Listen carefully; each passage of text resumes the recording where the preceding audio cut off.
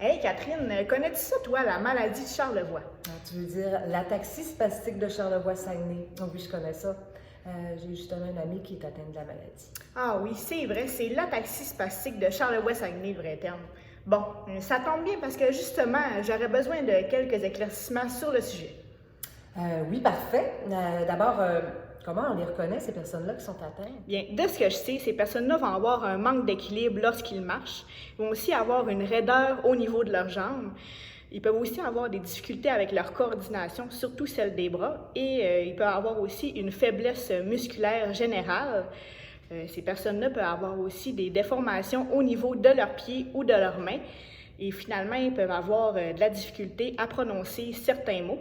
Mais je me demandais, Catherine, est-ce que les symptômes de ces personnes-là sont les mêmes tout au cours de leur vie? Non, ça dépend vraiment de chaque individu. Et comme par exemple, il y en a qui vont être plus sévèrement atteints, plus au niveau de leur démarche.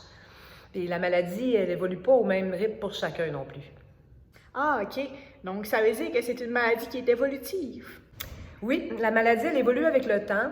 Puis, par exemple, certaines personnes, ils seront plus en mesure de pratiquer certains sports qu'ils pratiquaient dans le passé. Puis, en vieillissant, ils devront peut-être se déplacer avec une marchette ou un fauteuil roulant. Et est-ce qu'avec le temps, cette maladie-là peut amener une forme de déficience intellectuelle? Et non, ça n'a rien à voir avec la déficience intellectuelle. Ces gens-là, ils ont toute leur intelligence comme toi puis moi. C'est vraiment au niveau physique.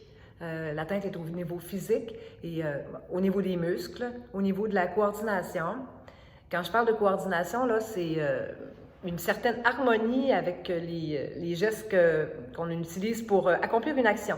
Hey, merci Catherine de m'avoir permis d'en apprendre plus sur cette maladie-là.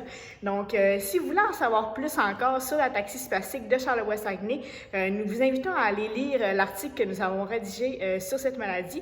Donc, merci beaucoup. Merci de votre écoute.